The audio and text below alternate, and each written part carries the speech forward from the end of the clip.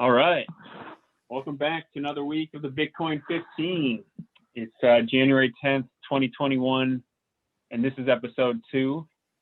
We're hoping to do a little better this week for you, get more comfortable as we do this.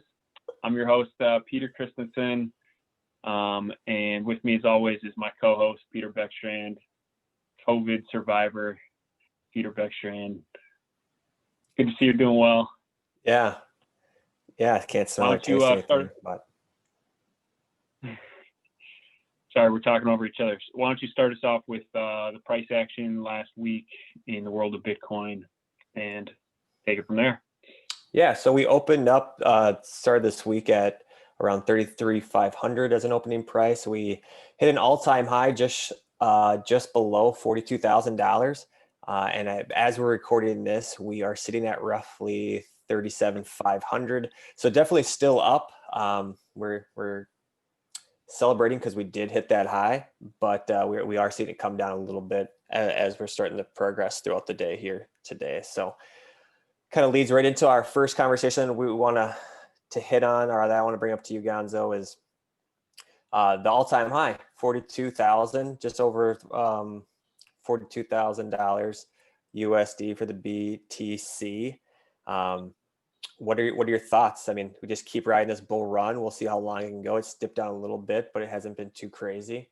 What are your thoughts on the all-time high? Well, I mean, this past week was crazy. It seemed like every time I opened my phone, or every morning I wake up and I'd have alerts overnight, and it gone up another 1,000 or something like that. So not too surprised to see it pull back a little bit this weekend, because it does seem crazy unsustainable how vertical it's gone lately. So I do expect it to keep going up over time, but there's got to be pullbacks like this weekend, and I would even expect something more substantial than this pullback at some point, but we'll see. I'd love to be wrong. Yeah, isn't it crazy? A year ago, it's up 400% from a year ago. And if you even think back, January, February, March, even during the beginning initial stages of this global pandemic, from the US perspective at least, we were in like the 7, 8, 9, dipped down to 4 in March, 4, 5. And even still that seemed, even those swings seemed very, very big. And now we're having those swings within a day, going from 33 up to 42, back down to 37, or at least in a 7-day window. But yeah, the vertical climb that this thing is taking, I know it matches some of those models we've always been looking at, right? Of what it'll be at the end of 2021, and we're just starting 2021. But I'm sure there'll be some people who will embrace the end of the bull run, so prices will be a little bit easier to scoop some chips, and other people who will just want to have this thing continue to climb the ranks. Yeah, we're just like an order of magnitude higher now. So the swings, they feel just as crazy, or they seem just as crazy back then when you were talking about. It's just that the dollar amounts were so much smaller. Now it's amazing how we get acclimated to the order of magnitude higher in price. So it's like, oh yeah, the price swung $1,000 today or $2,000 today, no big deal. Like, yeah, and especially when it's going up, it's easier to, like, when it goes down, it's like, oh, but I don't know. I'm just, it's crazy. But anyhow, I think I'm going to take us into another headline here then. This one I saw in the Wall Street Journal. It says, "Welcome to the era of nonstop stimulus." It's an opinion piece, but they have a quote here from Biden talking about how, making it clear that the recent $900 billion stimulus will, quote, "at best only be a down payment." And I already talked last week about the dollar failing and the implications of that. And it seems like, in case this wasn't abundantly clear already, the Fed and our lawmakers, our elected officials, really have no qualms about trying to print our way out of each and every financial crisis, no matter how big or how long it's going to take, which is crazy to me. But this is the world we live in now. They've been used to doing it for a while. Then I saw a tweet by balogist.com. I have no idea how I'm supposed to pronounce that. It's a blue check mark account. It's not some crazy guy. That's all Maybe that he's matters. crazy, but he's at least verified. And I kind of paired this tweet with that headline with him saying the market will continue to soar. It's an indicator that can be gamed by pushing a button. He's referring to printing there, obviously, and other measures similar to that. The correction may not come in the form of crashing stock prices, but crashing dollar prices, hashtag BTC. And it's a really key thing that, again, we talked about last week that I think we all think of the great financial crisis in '08.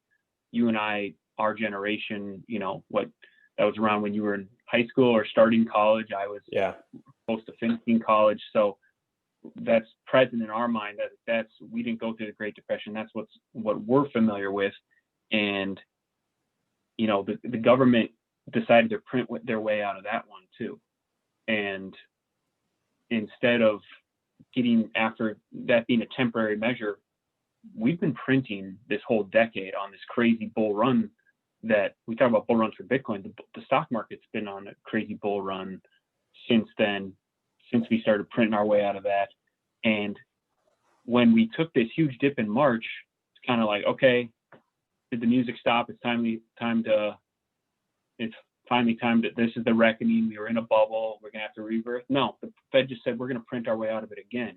And it's just still going. They refuse to let the gig be up. They're just going to print their way out of everything. And the politicians, whether it's Trump, Biden, whoever's in power, I think they're highly motivated to keep this going because unemployment, which can help be controlled by this, because try to boost jobs, creating government jobs, or paying corporations to keep people employed, and then also the stock market are the two big indicators I think that most normal people think of for strength of economy. And presidents stay in power when the economy is doing well. So we're going to continue to be motivated to do stuff like this. And the Fed also just doesn't see any other solution at this point. We've basically, it's been interest rates can't get any lower. They can't manipulate it anymore or they have no other levers to pull other than just keep on pulling the lever of print, whatever form that takes. And I'm getting long here, so I better wrap up. I had other stuff to say, but that's I see. What is the implications for Bitcoin on this? Well, if the dollar fails, the Bitcoin's going to keep going up, and people are going to look for something they see as a store of value that isn't controlled by the government, isn't a fiat that can't be printed. So that's my thoughts on that. Any reaction? I was just going to give our listeners some feedback. Like, this is how normal conversations between us go. It's long form. It's long form, and then it's we don't really talk over each other too often, luckily, because we've known each other for 20 years or whatever it is now. But yeah, it is funny. You mentioned, presidents stay in office when the economy is doing well. It's like, well, our economy was doing pretty well for a while, and then a global pandemic happened. Then we just had an overturn of a new person in office coming in office, swearing in less than 2 weeks now. So we'll see. But it's funny because people like us, people who see this as a benefit, only benefiting, crypto or Bitcoin in general, because it's like, here's another reason that this is why we should be moving to a cryptocurrency that's as trusted as Bitcoin. When look at the government, look at the banks that are just printing more money, or the circulation and of dollars that are brand new, even after that are even younger than Bitcoin's been around in circulation. There's 75% of all paper money that's in circulation is younger than Bitcoin. Wasn't that one of the notes that we saw from one of the tweets within the last week too? So it's one thing for us to say, yep, put the feather in our cap, this is a reason to do Bitcoin. And it's another for people who really aren't into Bitcoin yet to be like, well, this is like the only way out of our current situation, is just to print more money, get more money into the economy. So it kind of, I see it as almost like validating, both opinions, right?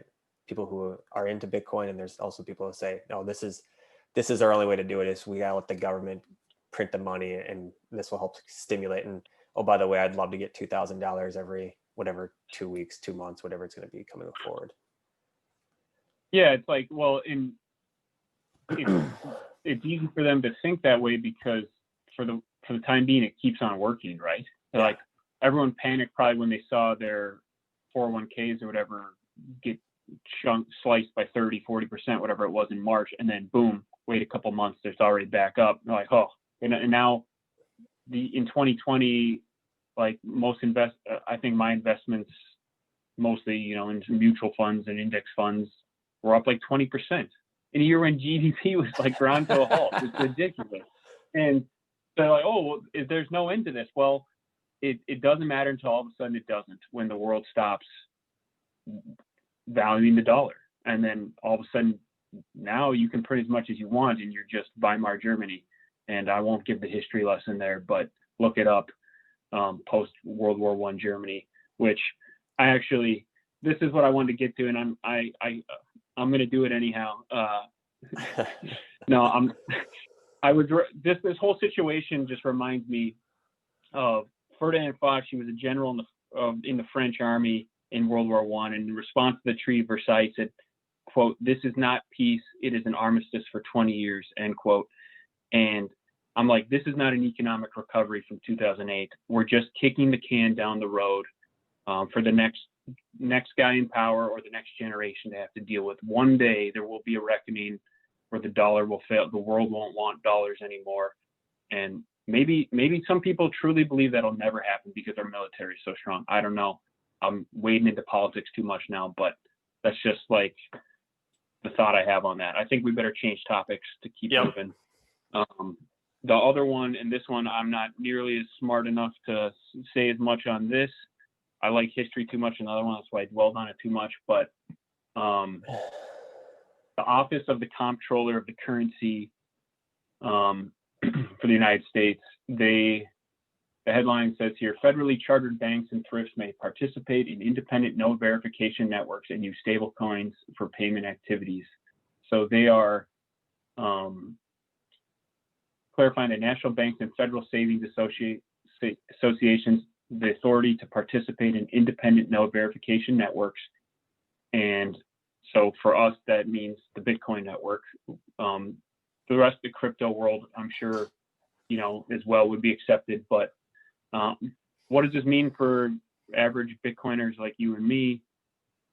The way I interpret this is banks are going to be allowed to run nodes, and it's going to open up the door for us to be able to store assets like Bitcoin, other cryptocurrencies with our banks and trusted financial institutions.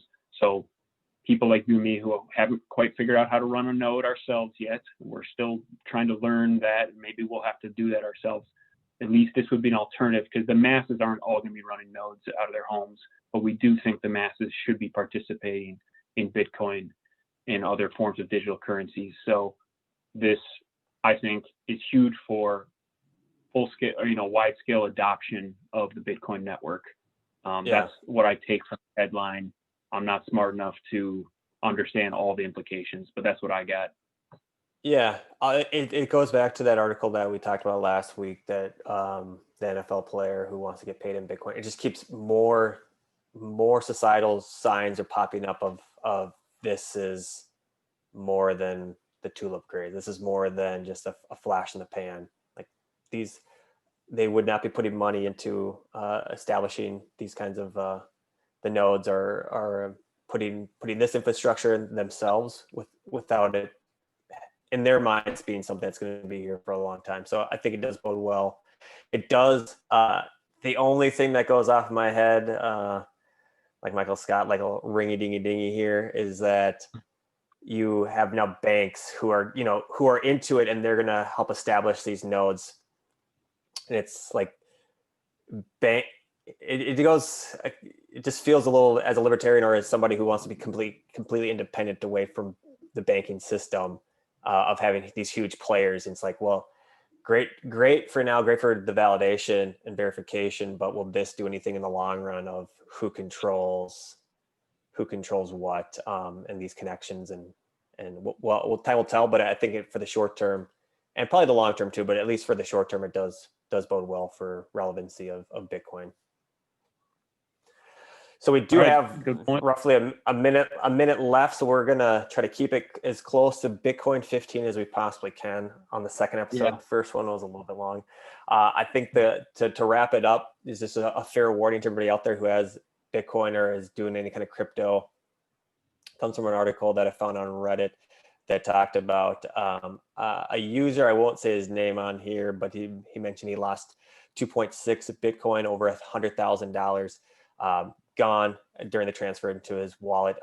Puts the blame completely on himself, but it's just a word of wise, double, triple check. Make sure that if you are doing any kind of transfers from one wallet to another, that you feel comfortable doing it.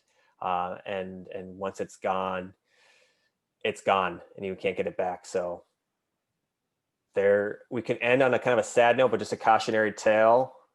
I mean, for sure, that's 15. We can do the Bitcoin 15 and hang our hats. That was, the article's in 15 minutes this time. Good job.